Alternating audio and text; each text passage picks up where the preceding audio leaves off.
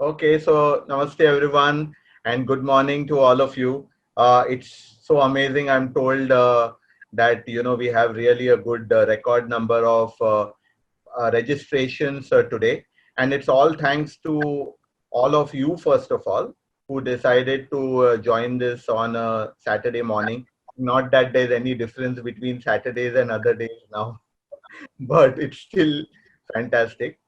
And thanks, Prashant, Roshni, the entire Maratha Chamber team, who has been very, very close to my heart for several years now, ever since I began, my work as Chanakya Consulting Insights. So, theme, as you can see, is very interesting: leadership lessons from ancient masters for challenging times. And it is no coincidence that it is during these COVID times itself that DD has started a rerun of Ramayana, now Uttar Ramayana, Mahabharat, and Chanakya, besides the other old serials, right? And that's because obviously there is something in them which provides relevance even today. So, with that little background, let me move into my next few slides. Okay, what we are going to do is we are going to start taking in your questions in the last 20 minutes in the chat box. Okay, uh, so that we have adequate time to introduce you to various concepts before we start answering your questions. Please remember that there is a lot of content that's available in this deck today, and I always have to choose how much to give or not give, because it's always tempting to offer the maximum to you as participants. So, but don't worry, it will be very flexible, and we'll still cover as much as we can with complete justice done to today's session. Yeah. So let's go to what are challenging times.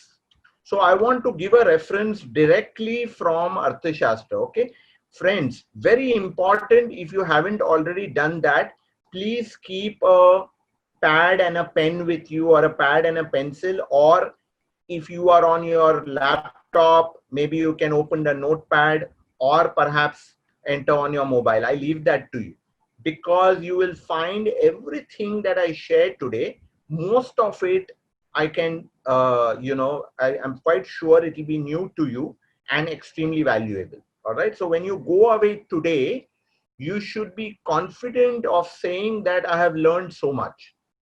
And I would love to have that feedback as well later on. So what are challenging times? So Kautilya refers to this as Vyasana Adhikaranam. Adhikaranam refers to the book of, okay, the volume containing, and Vyasan refers to calamities.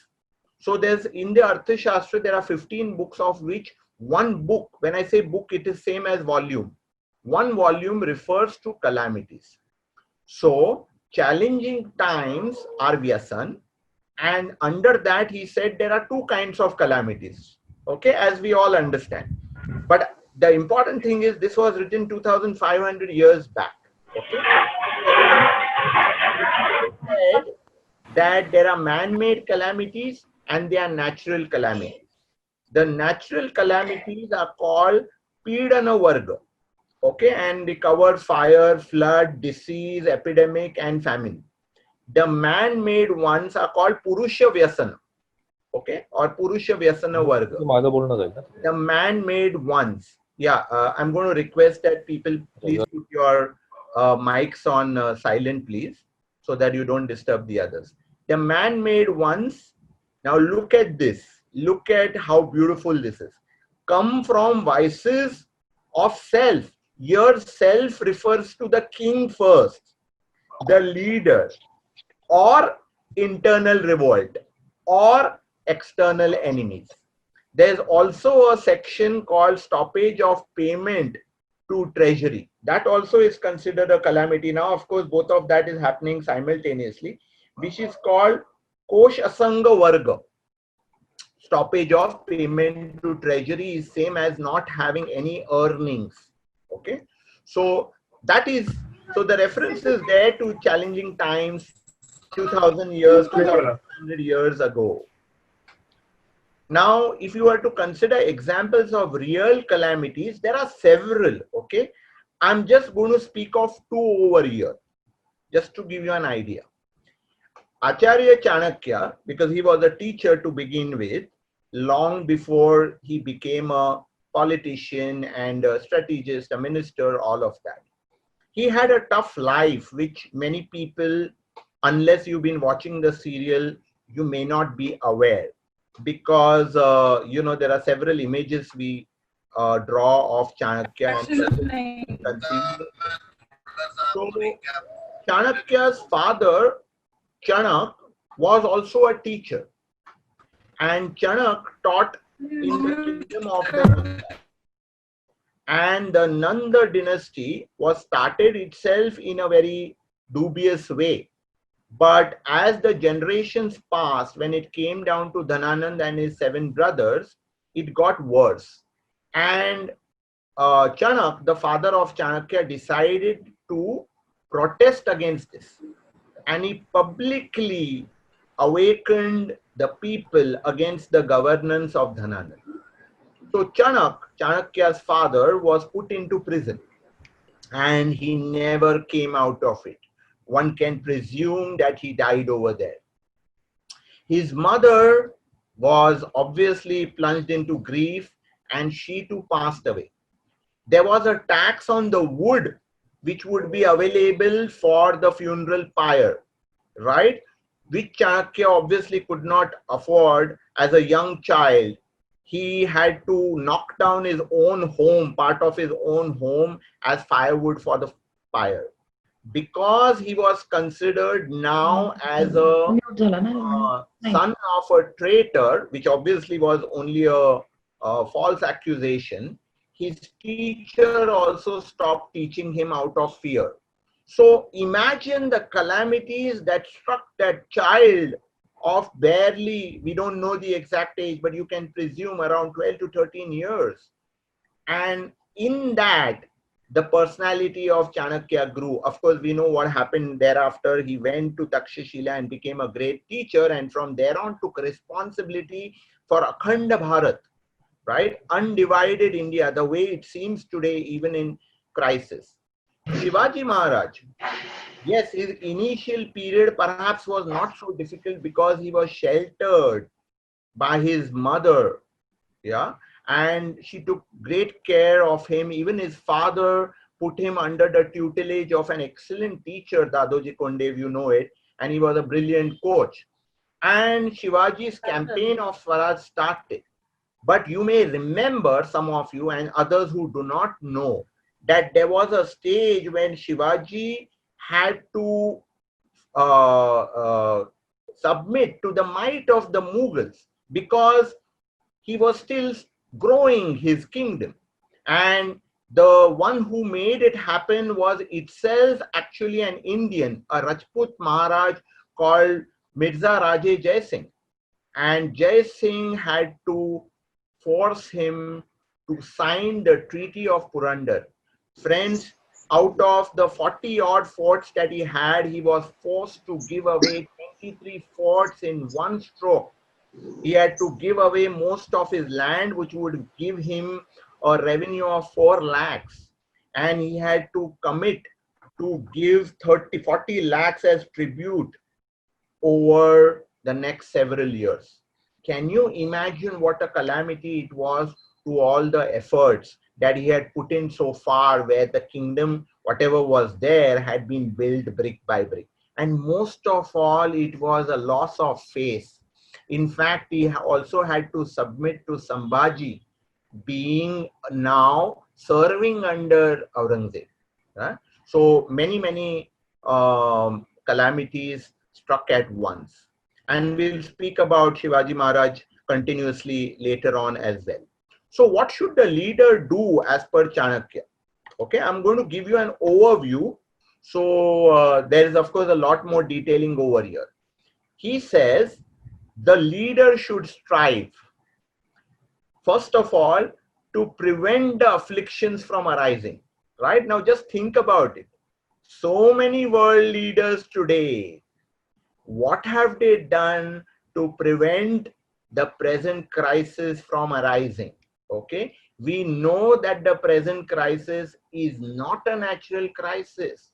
It is the result of the the wrongs done by a lot of people in many countries.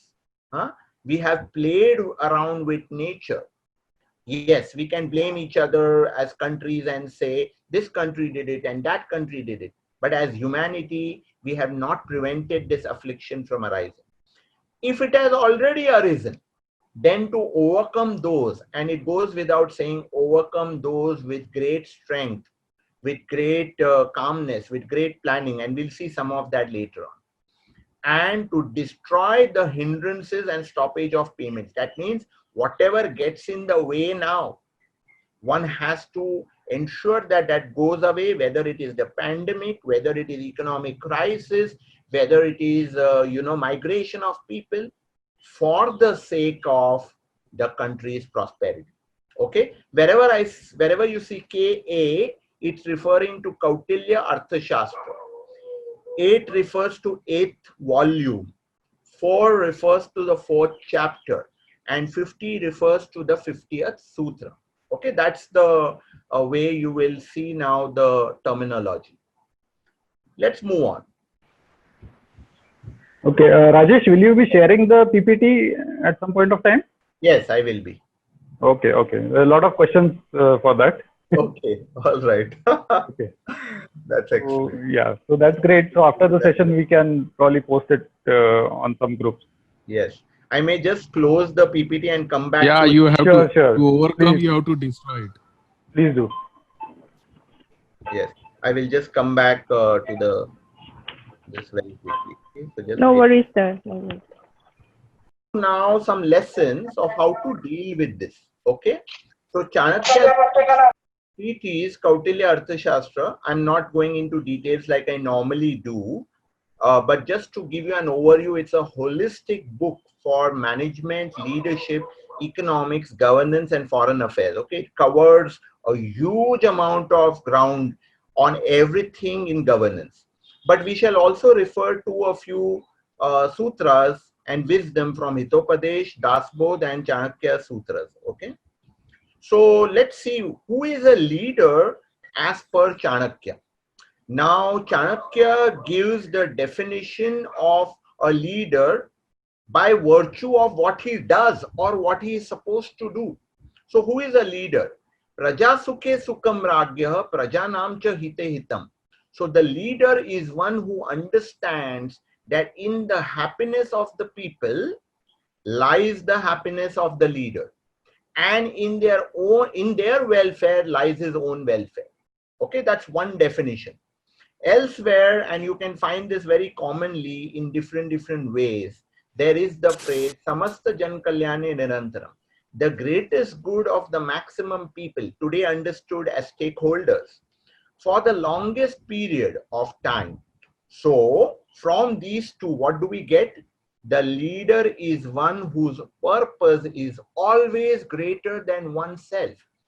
In the first sutra, happiness of the people. So in those days, people meant all your praja. Okay. Today's equivalent is praja are your customers. You can also extend that to employees and other stakeholders. And the greatest good again of the maximum people, which means the maximum stakeholder. So what is the purpose? The purpose of the leader is one that is always beyond the self. Service of the community, service of the society, service of the nation, service of those who matter in this world. So if you see all the countries today, including our own Prime Minister, what are they continuously working at? They are working at ensuring that the nation and its populace comes back to normalcy. Okay, so please remember this. This is a key phrase. The leader is one whose purpose is always greater than oneself. Anyone whose purpose is limited to self and family and ensuring their happiness. They are not a leader in the Chanakyan scheme of things, and there is much journey to be covered. So let's go to another sutra of Chanakya. Okay, CS refers to Chanakya Sutras. In Chanakya Sutras, the first sutra, so sutra number 1.1, says Sukhasya. There is a little bit of a typo I realize here, my apologies. Sukhasya Moolam Dharma. Your dharma does not refer to faith.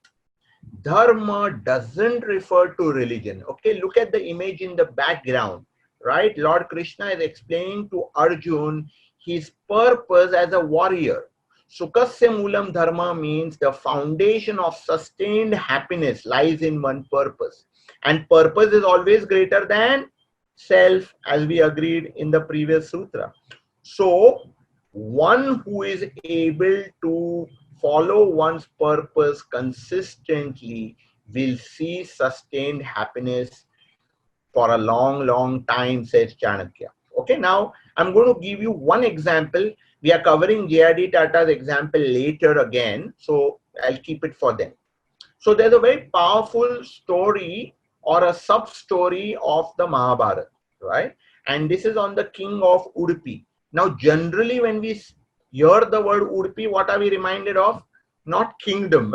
We are reminded of food, Udupi restaurant. Okay, now let's look at an interesting story. It's a regional tale of the Mahabharata, originated from Karnataka. So, before the start of the war, all kings had to decide which side they are going to fight on. Okay, so they could, of course, side with the Kauravas, who were much larger in number, great army, and many generals and famous warriors, or they could side with the Pandavas, right, which were much lesser in number but had again some brilliant warriors and human beings, and of course Lord Krishna himself. Now, when this decision was happening, the king of Udupi asked himself that what is my purpose? And he would have got the answer, my answer is to serve people. Let's say Samasta Jan Kalyani Nirantaram, the service of the maximum people for as long as I can.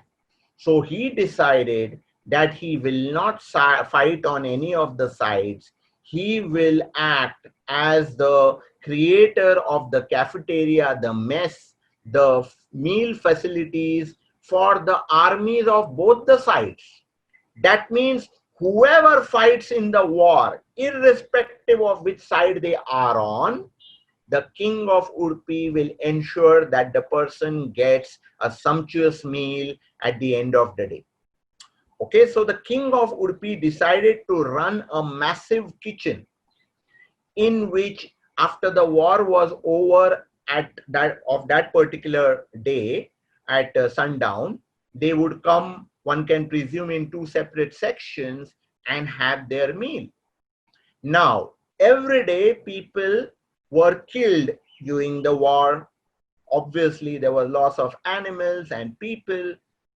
However, the king of Udupi always had enough food. But here was the interesting thing. When the last person had eaten, there was no food left, which means that there was food exactly as per the number of people who would survive that day. So the Pandavas got very curious. They couldn't miss this, right? And they went to the king of Udupi and asked him, tell us, how can you calculate this so perfectly? How is it that you make the amount of food exactly as per the number of soldiers who are there at the end of the day? And the king of Udupi said very simply, very matter-of-factly, he says, I have a simple way to do it. At the end of each day, that means towards the night, I go to Lord Krishna with a bag of his favorite peanuts. And the number of peanuts that he eats, I count. those number of peanuts multiplied by the number 1,000 are the number of meals that I have to reduce from the total number of meals of the previous day.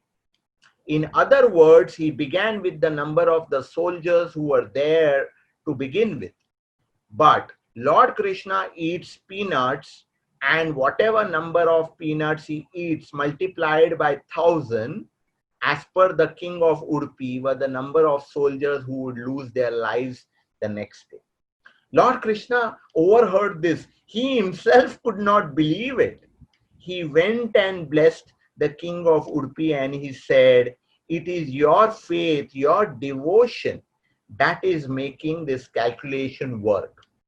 And he was so happy with the king of Udupi serving the soldiers of both sides that he told him, for your great act of seva and for following your dharma, your purpose of seva, your future generations for time immemorial will be known for the food they serve to humankind.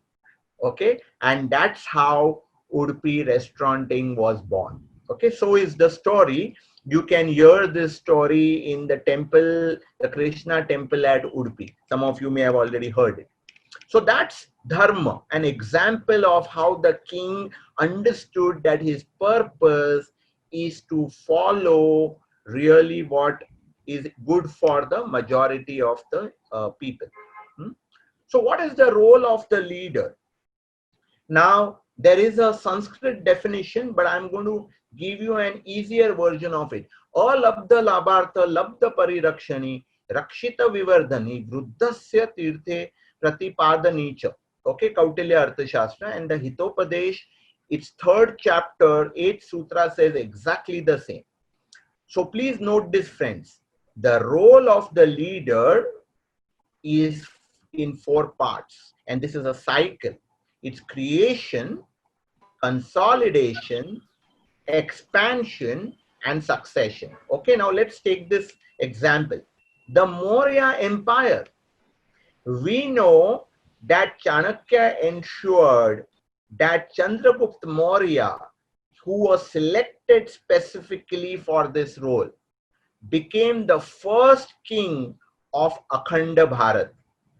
Okay, this in itself was the creation of a new Bharat, because before that it was 16 kingdoms, and these 16 kingdoms were at war with each other. So something was created as India, as Bharat for the first time.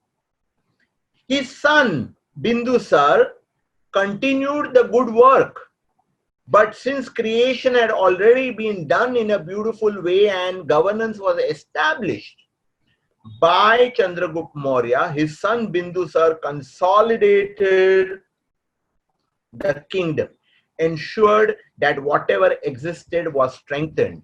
Now, after that came Emperor Ashok, Samrat Ashok, whom we know the Ashok Chakra is a symbol of Samrat Ashok. He ensured that expansion happened, right? And first as king, he captured all of, he in fact had the largest empire in the world in those days.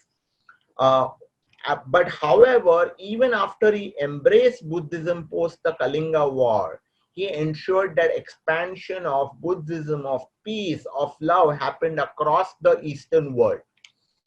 And succession continued to happen, as you can see, from Chandragupta Maurya to Bindusar, Bindusar to Ashok, Ashok then on to 5 other kings till the Maurya dynasty existed for over 150 years. Friends, the point I want to make is that every leader ensures, every good leader ensures creation, consolidation, expansion, and succession. But successive leaders also ensure this cycle. If you see with the Tatas, we know it was established by Jamshedji Tata. Then came his son Dorab Tata, who consolidated it. And then the expansion happened to JRD Tata. Yes, of course, there was the head called Saklatwala for a short period. but J.R.D. Tata was the one who expanded it, and then of course continued with Ratan Tata. And it will continue to expand as long as we have great leaders. Yeah, so that's another example. So what's critical during both business as usual and in challenging times, right? Very popular term today, everyone use BAU, BAU, but where is BAU today? So today it's BAU, where U is unusual. So business as usual and in challenging times. And Chanakya gives one sutra, and in Das Bodh also there is a particular, I'm referring to as a sutra, which also says something similar. So here is what Chanakya says, and please listen carefully. And the words in Sanskrit I will explain to you in English for those who do not understand it. In any case, the meanings of the terms over here are pretty different from what our daily understood meanings are. Vikram dhanaha hi rajanaha. Okay, Vikram dhanaha hi rajanaha. Dhana, we understand, is wealth. So what is the wealth of the Rajan? Rajan is the king, today's leader. He says Vikram is the real wealth of the king. But what is this Vikram? Vikram refers to two P's. So please note this if you are taking notes. Progress and prowess. I repeat, progress and prowess. Progress is to keep advancing and never to stop. Okay, which means that Chanakya gives a very important message over here. You may be in lockdown, but if your business is not doing anything, anything could mean many things, including ideation, including planning, then you are already in trouble. So progress is to always advance. But to progress, we need prowess. Prowess is about new capabilities, identifying and building new strengths to advance. Both of these together, what do? They build morale and they build enthusiasm. Okay, let's see what Samarth Ramdas says in the Das Bodh. Yeah, for those of you in Maharashtra, everyone must be aware. For those of you who are new to Das Bodh, Samarth Ramdas Maharaj was a guru of Shivaji Maharaj. Some of course like to debate everything and say it wasn't so.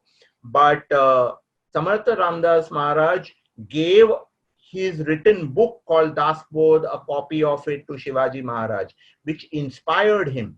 And here is what it says in the 11th Dashak, right? 11.6.13 says, he knows how to act in difficult situations. He knows how to handle various complex problems. Now, here's the last part, which is most important. While remaining dispassionate himself from dangers involved. Dispassionate means what? Not getting consumed by the challenges ahead. Not getting so involved that it makes you cry because of the death of people and that grief grips you so that you can't even move ahead. So maintaining a distance, you feel emotions, but you remain stoic. Okay, that's dispassionate.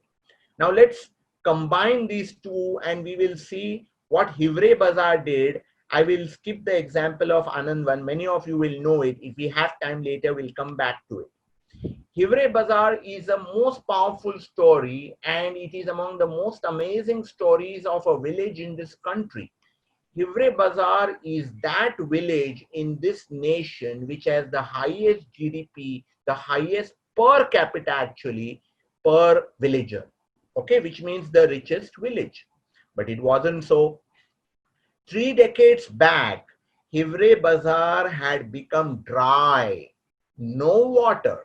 Okay. However, the Sarpanch over there called Popat Rao Pawar decided to do something about this, which means that because of the lack of rainfall and successive drought years, there was no hope for Hivre Bazaar, or so it seemed. People lost their livelihood. Many migrated to the cities and lived as daily laborers. But the leader decided he will do something about it. So Popatrao Pawar, the Sarpanch, he went to Ralegaon Siddhi. He had heard of Anna Hazare, most of us have, and learned the concept of rainwater harvesting. He went back and he shared that with the entire set of villagers who were still remaining in Hivre Bazaar. They implemented that, and they implemented it so dedicatedly and as a team, with the leader himself inspiring them, that Hivre Bazaar became an oasis. It became a perfect village, just the way it once upon a time existed, even better. So much so that all the people who had migrated outside came back. In fact, they made sure that every villager and family over there is happy and wealthy, true prosperity. Now, I'm going to just mention this, and these are important examples. Have you thought about what Vanvas is? Vanvas is there in Ramayana. Vanvas is there in Mahabharata. Vanvas is there as missions even in Western mythology. Now, the purpose of Vanvas is to build capability, is to build strength, is to build confidence, is to build greater human beings, right? Which is why Pandavas after Vanvas were much stronger than the Kauravas who were in the Mahal, not having any of these difficulties. Otherwise, how could 5 brothers vanquish such a huge army of Kauravas? Sure, Pandavas had an army, but much smaller, right? Also consider the example of J.R.D. Tata. He built so passionately, first called as Tata Airlines and then became Air India. And all of a sudden in 1960s, it was nationalized, which means, of course, they were paid compensation, but J.R.D. Tata was no ordinary aviator. He was the first person to fly a plane in India and awarded multiple times. So airlines was a piece of his heart, and it was not even conveyed to him properly, right? And still he was able to swallow that bitter pill and continue to grow the Tata Group. And how? Yeah, we will refer more to it a little later. So being able to also swallow a bitter pill is very important. My this has frozen again. All right. So let me continue speaking, because otherwise we will lose time. I will once again, try and get back my screen. For some reason it freezes. This never happens otherwise in other sessions. Okay, so here is what I want you to do. Let us not waste time while we are, working this out and getting to. Yeah, what I want you to do is please put down the qualities of leadership that you have noticed so far. I repeat, please put down the qualities of leadership that you have noticed so far, whatever they may be, because we are going to refer to other qualities very, very shortly. Please put it down. Okay, so building leadership muscle. All right, if you have written whatever you've written so far, please pause for the moment, because you will get more time later. So how do we now the leader's job continues, and the second job of leadership is to build leadership muscle. And building leadership muscle happens by identifying and appointing suitable deputies. Say all our Shastras, and especially Chanakya. So look at the beautiful quote over here, 2 quotes over here, one from Chanakya Sutras and one from Kautilya Arthashastra. Na ekam chakram brahmyati. One wheel alone does not turn, right? You need a second wheel to give it momentum. Or sahaya sadhyam rajyatvam chakram ekam na vartate. Leadership can be carried out only with the help of associates. One wheel cannot turn once again. So it's essential to look for right competencies. Now, right competencies refers to both skills as well as will. There's a huge amount of Chanakyan literature on how to choose deputies. Okay, I'm not going to go into details of that, but I'm going to give you a clue of the role of the manager. It says, Apadyun marga gamane karya kalateshu cha apruteshan api vaktavyam brutyena hitam ichita. An associate, what is the associate's job? Associate here is the manager, the deputy of the leader, and associate with the organization's welfare at heart. Should speak out unasked.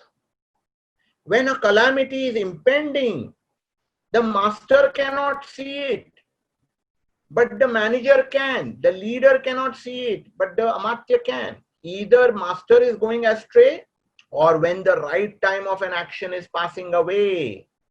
Chanakya says that the manager must speak. I'm giving you now 5 parts of the role of the manager. Friends, this is the most important aspect of the entire scheme of leadership as laid down by Chanakya. Okay? Planning with clear objectives. Number 1. Deployment of resources. Number 2. Resources here refers to human resources and refers to also machine, material, money, all of that. Determining the right place and time. Number 3. Creating backup plans, which means thinking of alternate scenarios and already planning for the action in case those scenarios happen. And finally, the accomplishment of the goals, the objectives set in the first place. This is called the Panchang of management per Chanakya. Okay, please note all of this. Very, very important. So this is the Panchang of management.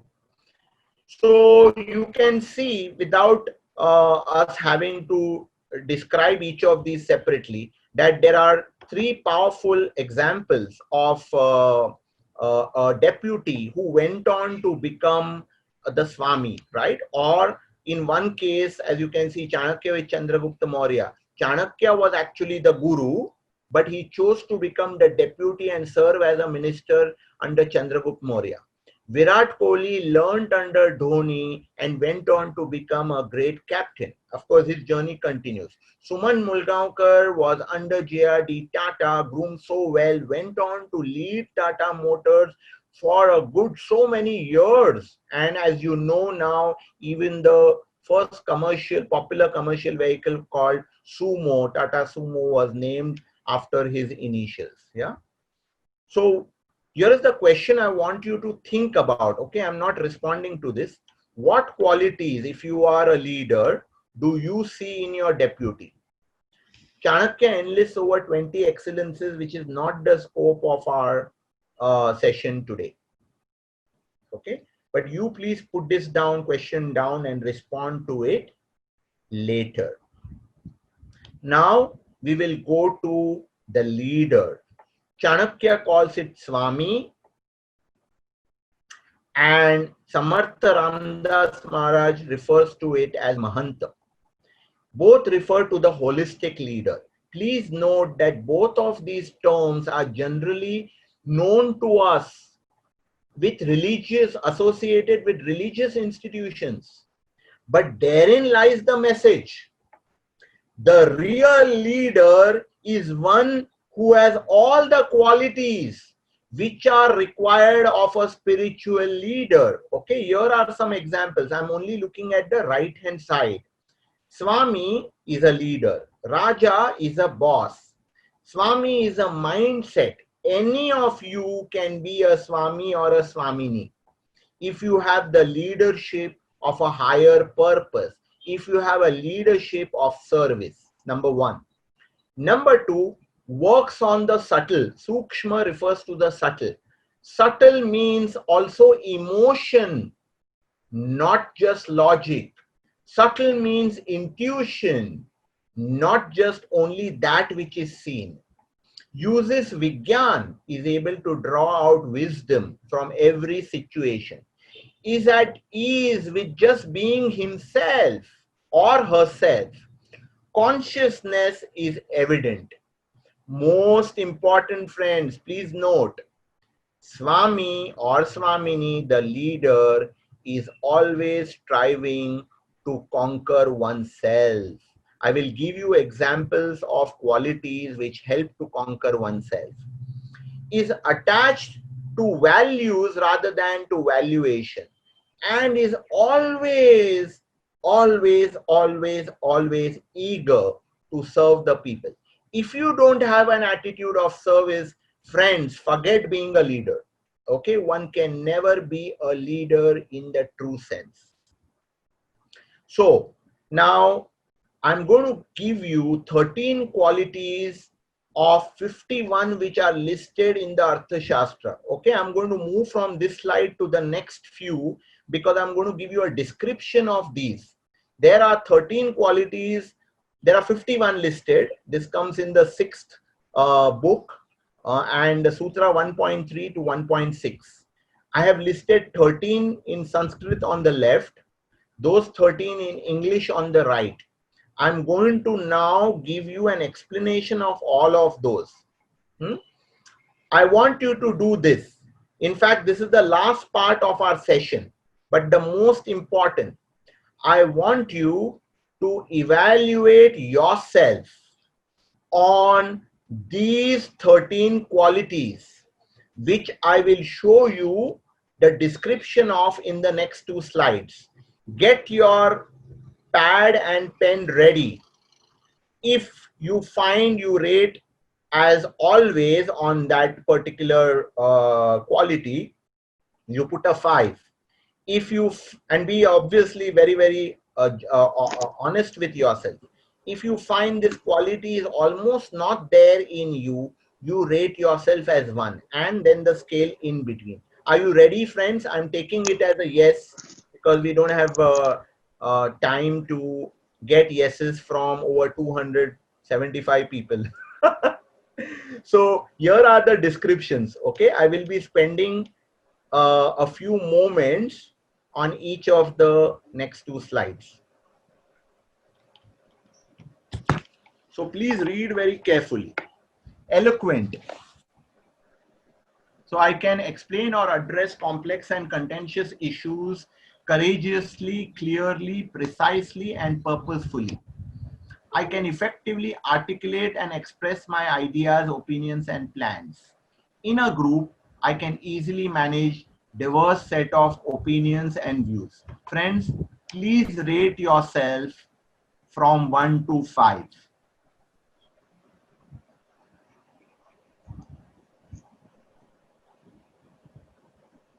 Second, bold. I focus on performance outcomes despite uncertain or difficult circumstances. I accept and take on challenges with a can-do attitude. So you can mark yourself from 1 to 5 on bold overall, just looking at these 2 indicators within it. You need not do it for every statement, friends. Okay, so mark yourself from 1 to 5 on bold. Third, conscientious. I believe in exhibiting highest degree of moral and ethical behavior in my interaction with others, individuals, departments, and so on. I am mindful of righteous, ethical, and legal aspects while executing any project, assignment, or task. Okay, rate yourself from 1 to 5. Even-minded in normal and difficult times. I maintain a positive attitude and remain calm. Okay, in times of high pressure and uncertainty. I concentrate only on things that can be controlled or influenced. I review success to understand the factors that contributed to them. Please rate yourself 1 to 5. Having grand goals. I keep large, expansive expansive as in huge, and overarching vision. I like to challenge myself at every stage by keeping ambitious targets, goals for self, organization, and department. Okay, please rate yourself from 1 to 5.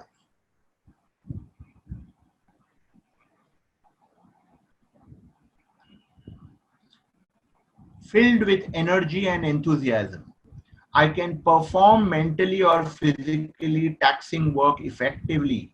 I can easily work on multiple assignments, tasks, even with little or no rest. I encourage and lead changes that enhance my company's departments, team's effectiveness.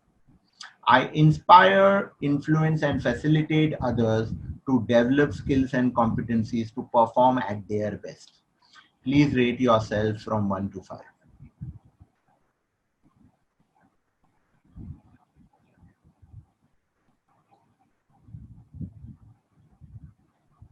Okay, we are going to the next 6. Non-procrastinating. I begin my assignment project without delays, and I put efforts to maintain a steady pace till I reach the final goal. I take utmost care to make decisions well within the time frame to avoid delay. I work with clear set of timelines and priorities and encourage others to do the same. Please mark yourself from 1 to 5. Firmly focused on principles. My decisions are firmly rooted in strong principles and values.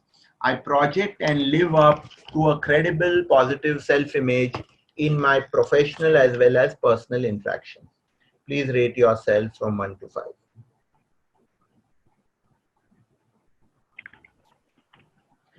Brave. Yes, Roshni, you had something to say? Yeah, please, hi everyone, please do the rating on your notebook, not on the chat box. Thank you. Brave. I act quickly to capitalize on opportunities. I will not read the rest. I take responsibility for my actions or decisions in both kinds of situations. I believe in serving others and put the needs of others above myself. Please rate yourself from 1 to 5.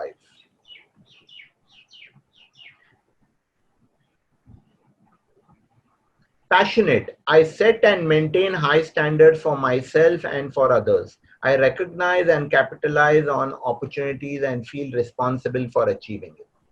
Please rate yourself.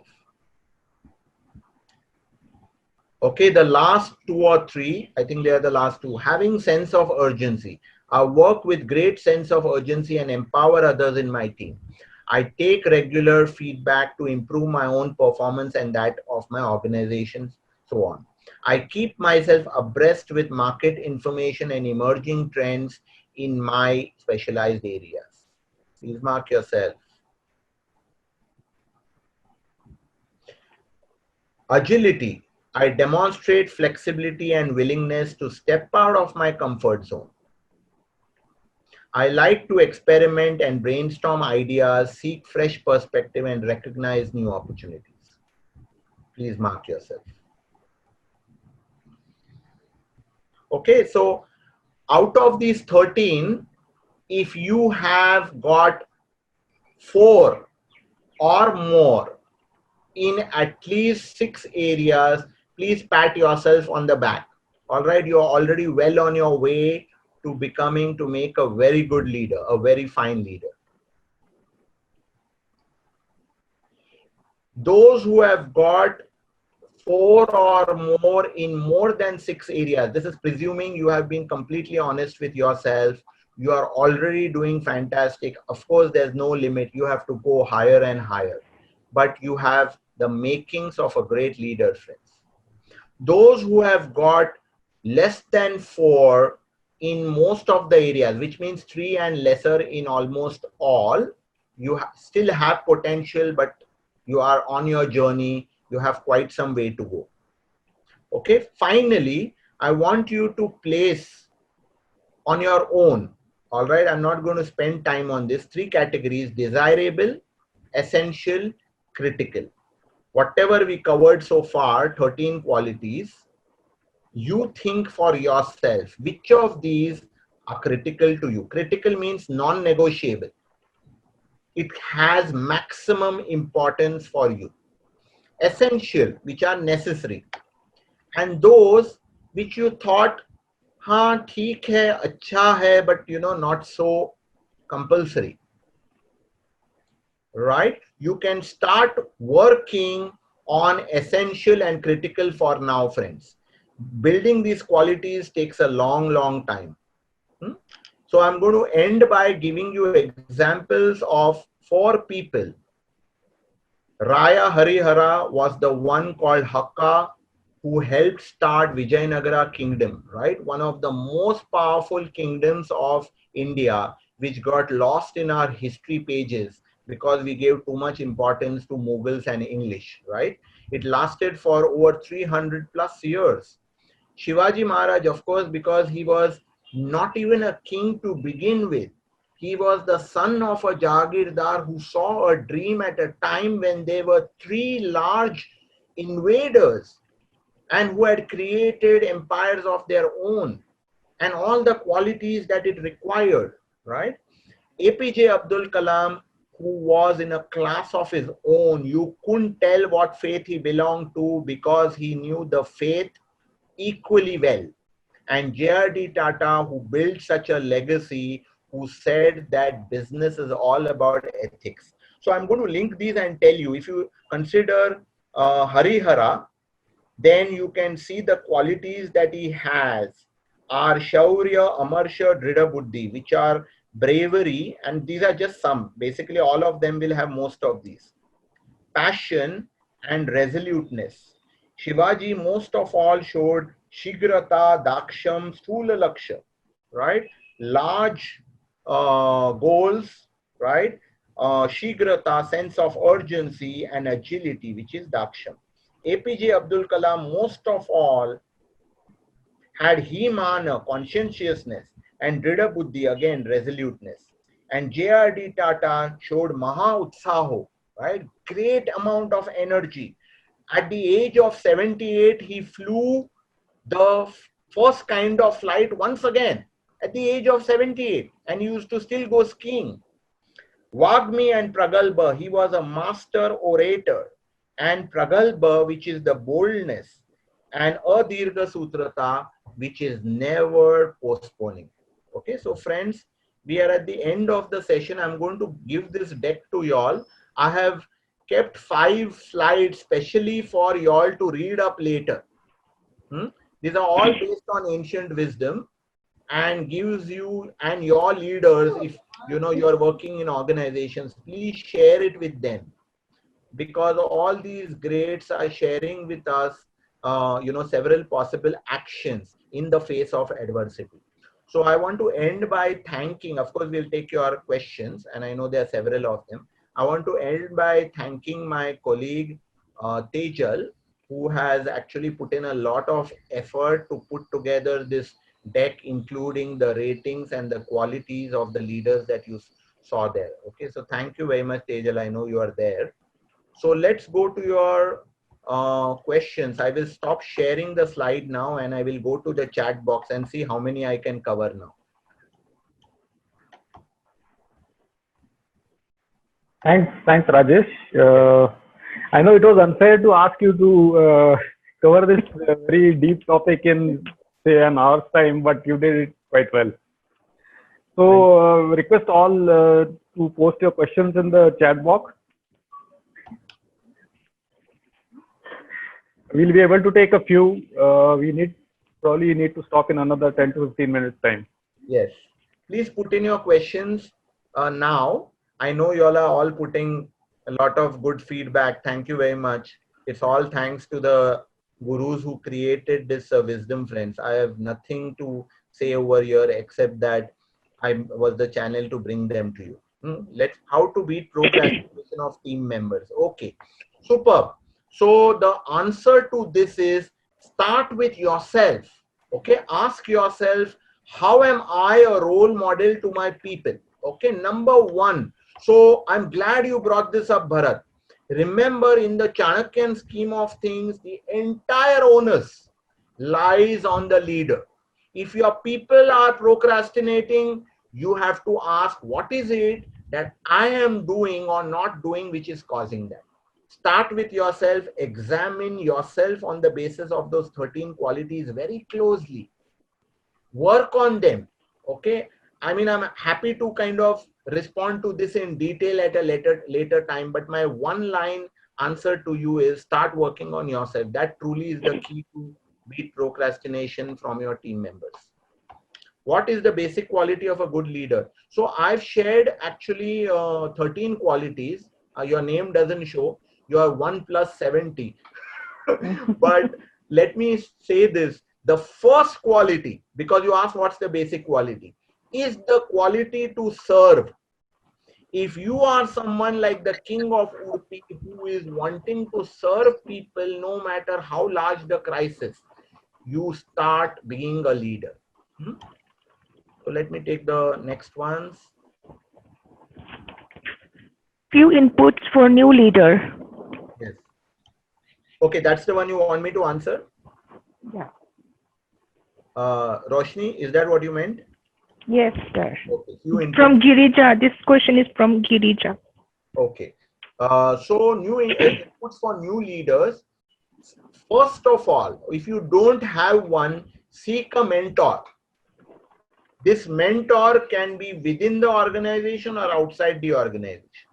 Remember that in the Chanakyan scheme of things or the Ramdas Swami scheme of things, you ought to have someone whom you can look up to. Hence, you can see all Swamis, all the kings of yore had actually three, right? There was a Purohit who told them that by faith, what were the right things to do by scriptures. They had a guru who was like a combination of a coach and a mentor for day-to-day basis and guidance that one can look forward to.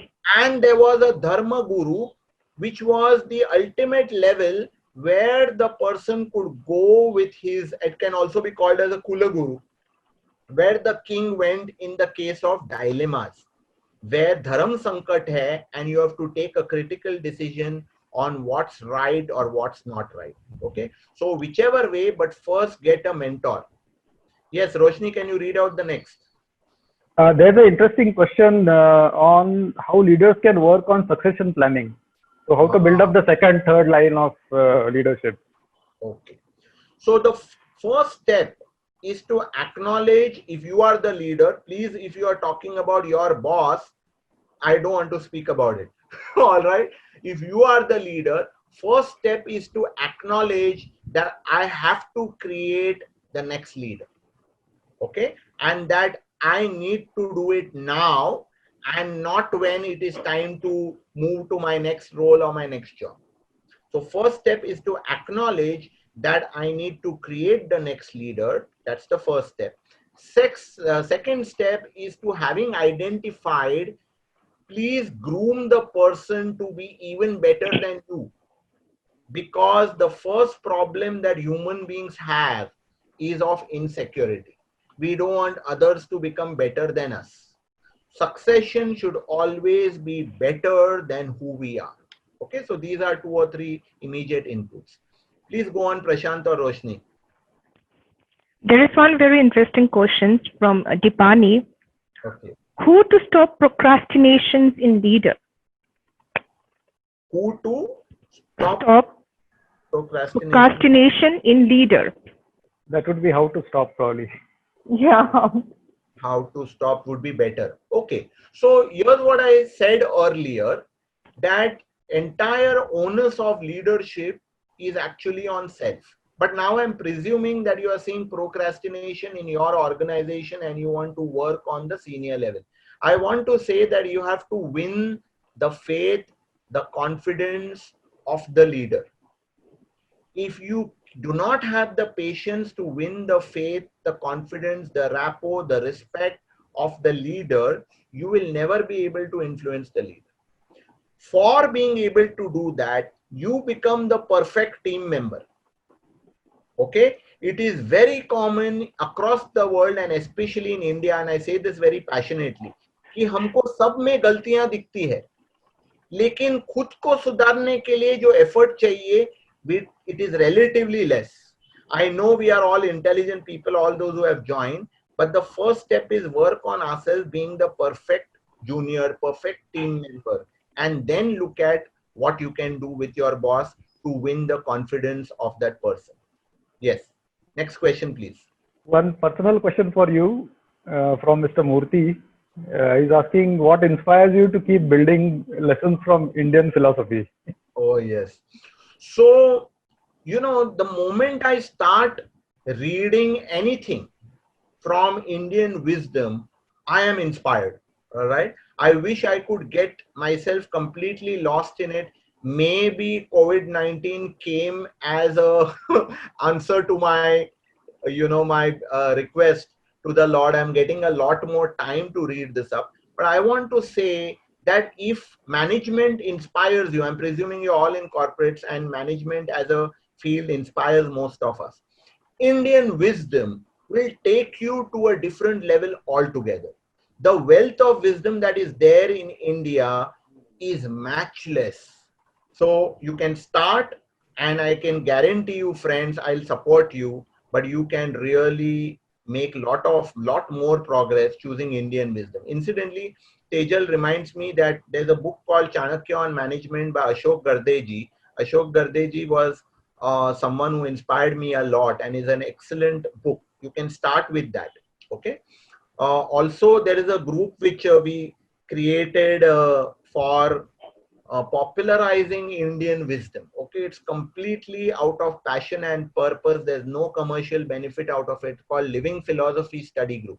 You can find it on Facebook and get in touch with any member over there, and you can continue to pursue your learning. Yes. Any last 2 or 3 questions? I can. Yeah, I think we can take last 2 questions. So one question from Ashutosh. He's asking how to choose and motivate deputies when you cannot pay probably as per industry standard, and if you have limited budget. So probably he's a startup. Probably. Good question. So Chanakya says, I'll give you one sutra. Okay.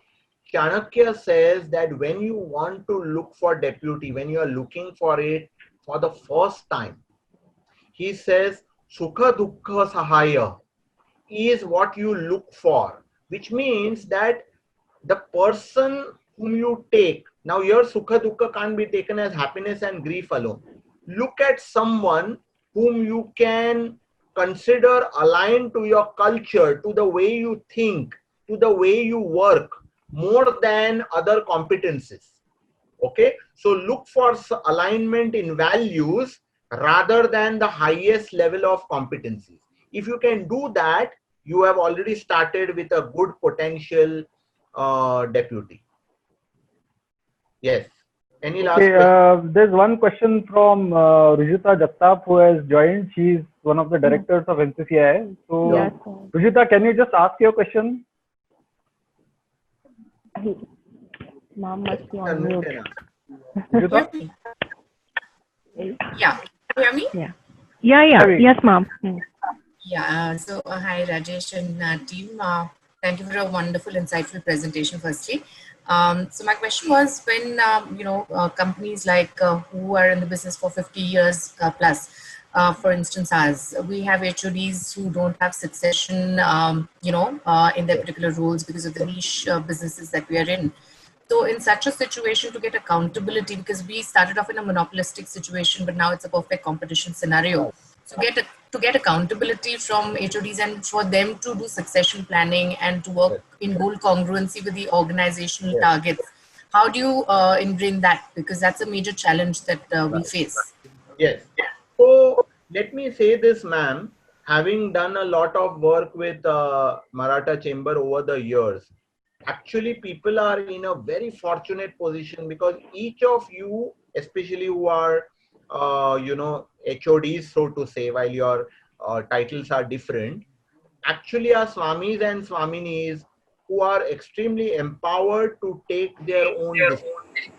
So I would say that all these people or your entire team needs to be trained from time to time on what it takes to be a good leader. Why I say trained is because one can have a one-time learning and training, but it needs to keep getting refreshed.